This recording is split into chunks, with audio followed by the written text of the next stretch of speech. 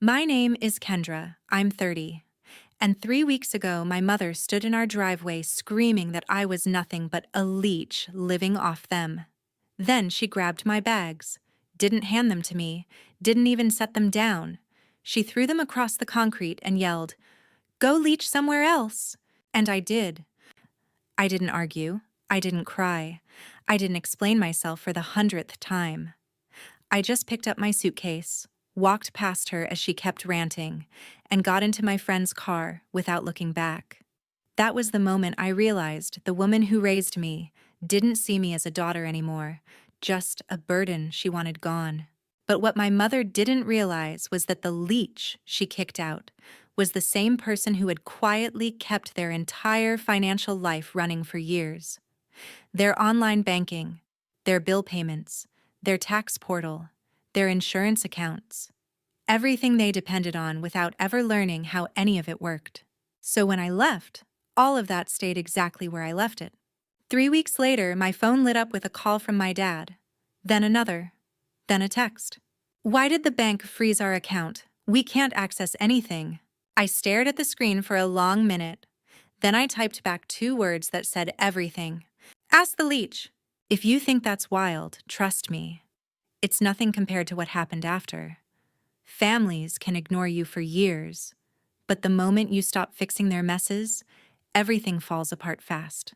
Before I tell you how this all spiraled into the biggest meltdown my family has ever had, take a second to subscribe so you don't miss the rest of this story, because it only gets messier from here.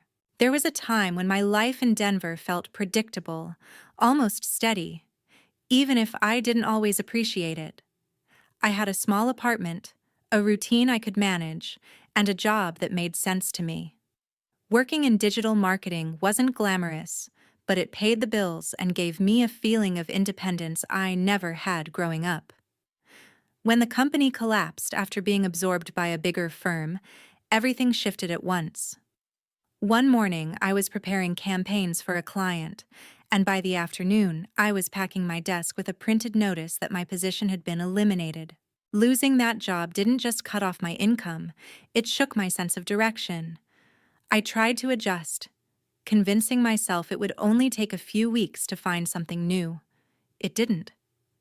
The cost of living in Denver made every month heavier, and freelance work came in irregular waves that kept me afloat, but never secure. I stretched my savings as long as I could, avoiding the idea of leaving until it became obvious I had no choice. Calling my mother, my mom, Paula, was the part I dreaded most.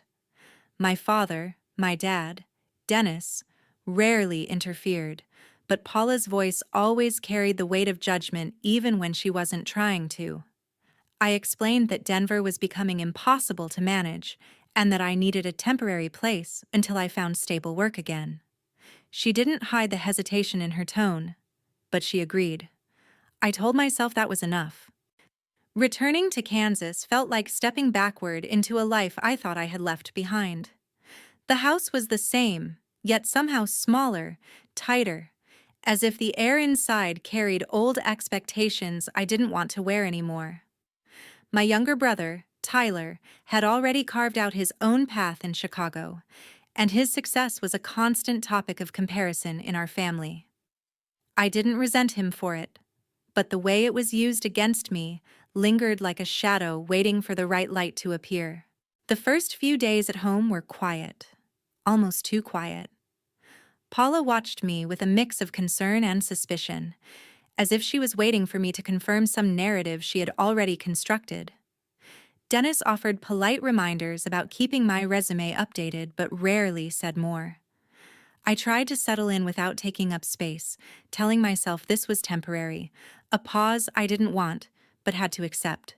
It didn't take long for Paula to create a set of rules designed to emphasize that I was no longer the daughter who once lived there. Curfews didn't make sense for an adult, yet they appeared. Expectations about chores were laid out as if she was preparing a checklist. She wasn't hostile, but she was methodical, drawing lines in the sand without acknowledging what they implied. My Aunt Carla visited occasionally, and her eyes always seemed to scan me, searching for cracks. Conversations between her and Paula often drifted toward subtle remarks about who was stable, who was thriving, and who needed to get their act together. I knew exactly who they meant, even if they never said my name in those moments. During that period, my closest support came from my friend Naomi, who reminded me that setbacks didn't erase everything I had worked for. I clung to that thought each time I refreshed job boards or sent applications into digital voids. The weight of those weeks didn't come from chaos, but from a tightening calm, the kind that makes you realize something inside your family has shifted in a way you can't easily undo. In the weeks after I moved back into my parents' house, the routine settled in faster than I wanted to admit. Mornings began with the sound of my mom moving through the kitchen and the quiet knowledge that if I stayed in bed too long, she would read it as proof I wasn't trying. I got up, moved around, wiped counters that didn't need it yet, and tried to stay just busy enough to feel like I had a right to be there. I treated usefulness like currency. If I handled the dishes, the laundry, the trash, the grocery runs, then at least I could tell myself I was paying some kind of rent. It didn't stop the questions about job searches or timelines, but it gave me something solid to point to when my own doubts started circling. I might not have a title anymore, but the house stayed functional, and I was the one keeping it that way. My dad drifted around the edges of that arrangement. He went to work, came home, settled into his familiar spot on the couch, and let the evening blur into the television. When something in the house broke and later stopped being a problem, he seemed content to accept that as the natural order of things. His lack of reaction was almost comforting compared to my mom's constant measuring, but it also reinforced a quiet truth. As long as everything worked, nobody was going to ask who was holding it together. Tyler showed up first in stories instead of in person. My mom always had a new update about his office, his view, his plans. Each detail was presented like a small achievement pinned to an invisible board. I could hear the shape of the comparison even when she didn't say it out loud. He had left and stayed gone, with a neat life built in another city. I had left and returned with uncertainty, and that alone seemed to define me in their eyes. Behind all of that, there was a different kind of mess building in the background. Bills were crammed into a drawer, bank letters stacked in loose piles, scraps of paper with half-remembered passwords stuck in random places. My parents had been improvising their way through online accounts for years, and it showed. They didn't say they needed help, but every time my mom muttered about how complicated everything had become, the expectations settled on me like a weight I hadn't agreed to carry. So I started fixing it, one login at a time. I set up their online banking so payments wouldn't slip past unnoticed, organized their cards and utilities into a system that actually matched reality, and created a single document where everything could be found in seconds instead of hours. Soon, every notification, every security code, every digital problem came through me first. They enjoyed the stability without seeing the work. When my Aunt Carla mentioned how much more put together the house seemed, my mom accepted the compliment and shifted the conversation back to Tyler's latest success. Naomi was the only one who knew how much time I was spending behind the scenes. Our late-night messages and quick drives around town became my reminder that I existed outside of this narrow role. On the surface, nothing dramatic had happened yet, but each quiet favor I did without acknowledgement added another thin layer to the pressure building under my skin. I could feel something in me tightening, even if I couldn't name it yet. There was a kind of stillness that settled over the house in the days leading up to the dinner my mom insisted on hosting. Nothing dramatic was said, yet something inside me sensed a shift.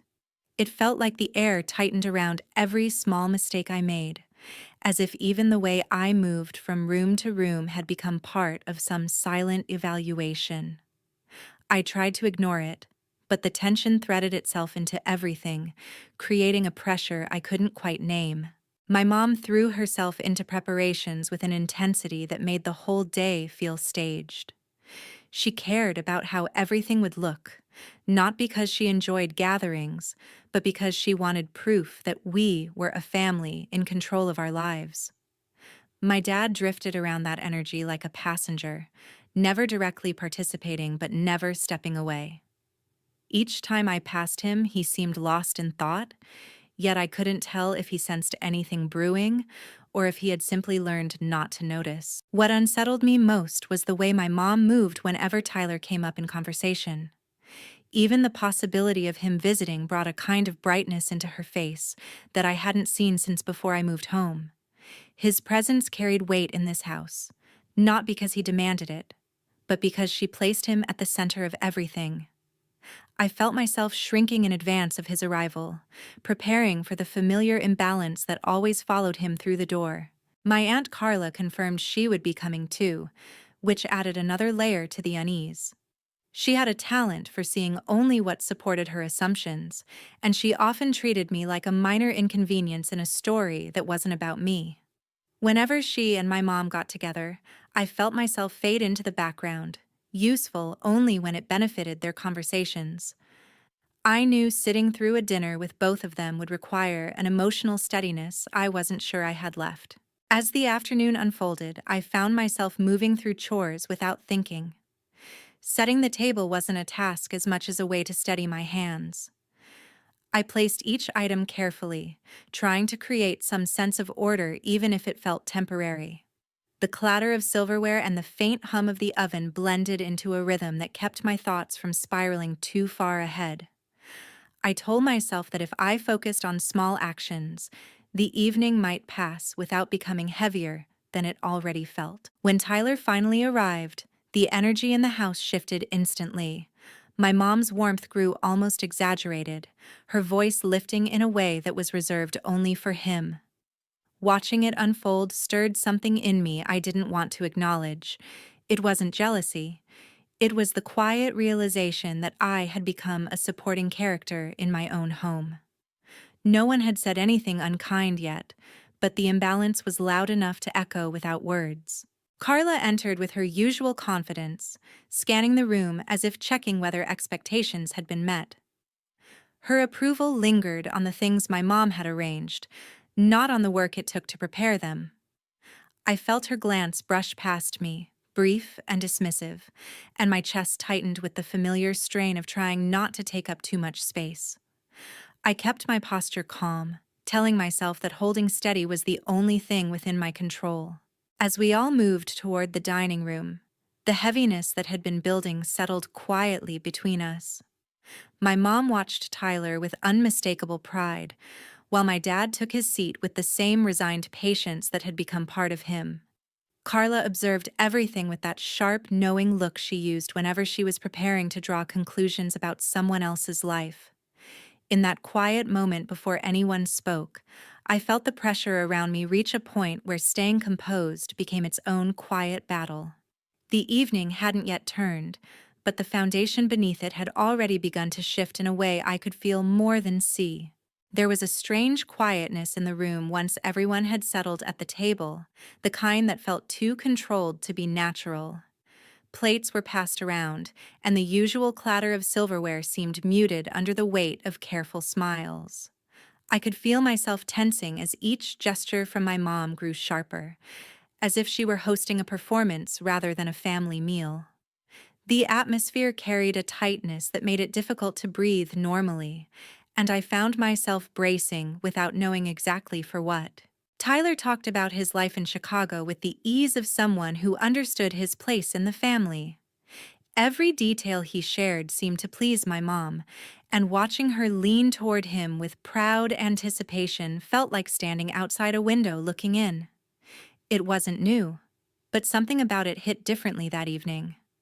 Maybe it was the fragile balance I had been trying to maintain, or maybe it was the way Carla listened with that knowing expression she reserved for stories that confirmed her expectations. My dad stayed mostly quiet, nodding along and offering small reactions that blended into the background. His silence wasn't malicious. It was a comfortable pattern he had lived in for years. Sometimes I wondered if he ever noticed how uneven the room became when the rest of us were together. Other times, I thought he simply chose not to acknowledge anything that introduced discomfort into his routine. As the conversation continued, the tension around me sharpened. I felt like an object placed in the wrong setting, visible but not considered. My mom's glances in my direction carried a mix of impatience and scrutiny, as if she were waiting for me to interrupt a moment she didn't want disturbed. I tried to stay focused on my plate, hoping that keeping quiet would make me less of a target for whatever judgment was brewing beneath the surface. But the turning point arrived without warning. It started with a simple shift in tone, an edge in my mom's voice that signaled the conversation was about to tilt. She looked at me in a way that stripped away any pretense of hospitality, and I sensed that her patience had reached its limits. The room tightened further as everyone else grew still, waiting for whatever came next. What followed wasn't loud, but it was sharp enough to cut through the air. The words themselves weren't complicated, yet they carried a weight that settled in my chest. The accusation wasn't about anything specific I had done in the moment. It was about the narrative she had been building around me since I moved back home. Her tone made it clear that she saw me not as someone navigating a difficult period, but as a problem that had overstayed its welcome. The moment landed with a heaviness that went far beyond embarrassment. I felt something inside me shift in a direction I couldn't pull back from. There was no anger at first, only a slow realization that the balance had tipped past the point of repair. I kept my expression steady, but the pressure behind my ribs made it difficult to swallow. The humiliation wasn't about the words themselves. It was about the ease with which she said them in front of people who barely knew the reality of my situation. Carla's expression tightened with a kind of performative concern, yet I could sense the judgment hidden beneath it. Tyler looked caught between loyalty and discomfort, his confidence dimming just slightly as he glanced toward me.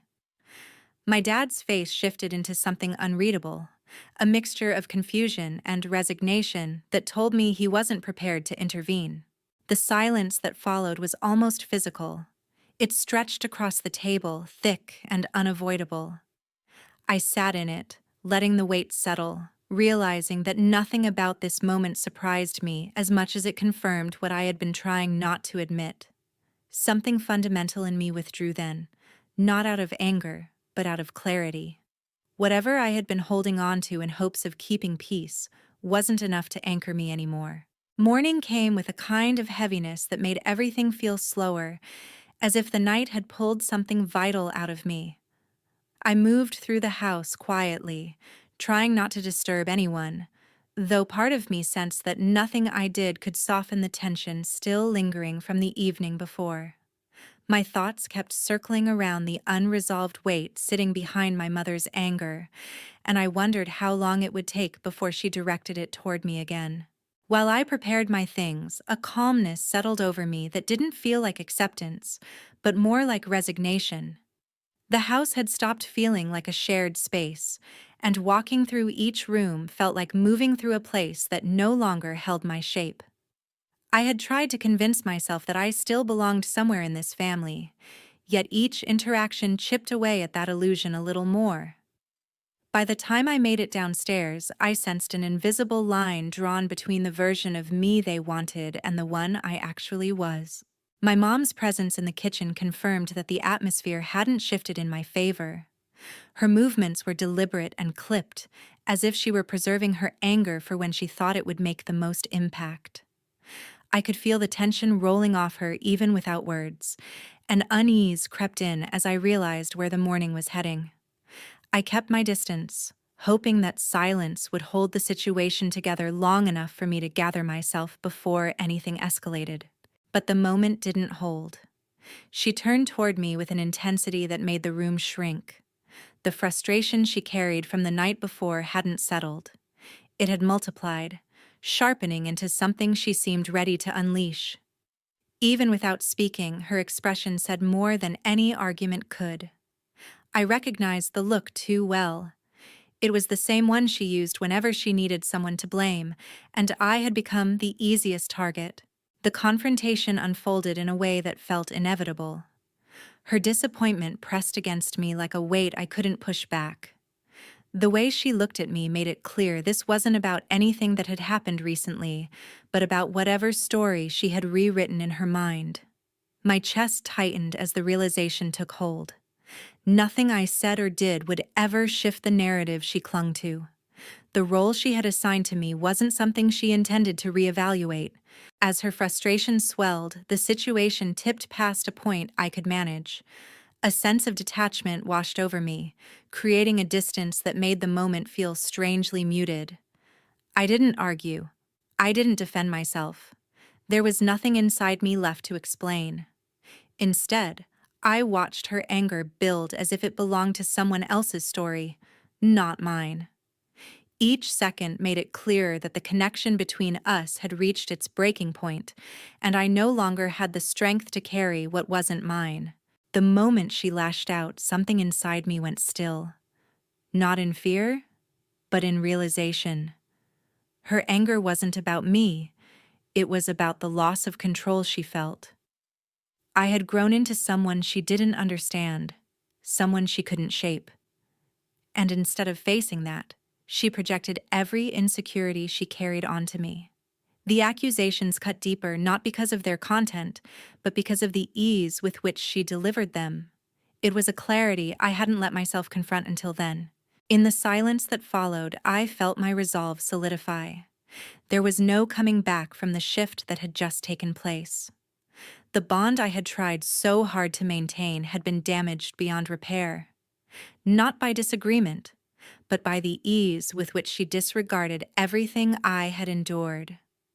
The space between us could no longer be bridged by patience or understanding. I walked away slowly, not out of defiance, but out of necessity. Each step felt measured, deliberate, as if I were leaving behind more than just a room. I could sense the weight of finality settling around me, carrying a mix of sadness and relief. The realization that I had reached my limit wasn't a moment of weakness. It was the first time I had chosen myself over the role I had been expected to play. There was no dramatic ending, no raised voice chasing after me. Only the steady confirmation that whatever existed between us had fractured for good. And for the first time in a long time, I didn't question whether walking away was the right choice. Part of me knew that once I walked away from my mother that morning, something fundamental had already ended. The house didn't feel like a pause anymore. It felt like a place I was passing through on my way out. The distance between us wasn't just emotional at that point. It was preparing to become physical, too. It didn't take long for everything to snap. The tension that had been hanging over the house finally found a target, and she made it clear I was no longer welcome. The message wasn't subtle or careful. It came with the finality of someone who had decided she was done pretending. In her mind, I had shifted from struggling adult child to permanent burden, and she wanted that burden removed. By the time my things were shoved out of my room and pushed toward the door, my shock had already burned out. I watched the last pieces of my life in that house reduced to luggage, and what hurt more than the action itself was how easy it seemed for her. I had imagined that if I ever left like this, there would be some hesitation, some trace of the years we had shared. Instead, it felt like erasing a chalkboard. Leaving with my bags felt strangely calm. Naomi became my lifeline, offering a couch and a reminder that none of this defined my worth. For a short stretch, my life turned into a patchwork of borrowed spaces and improvised routines.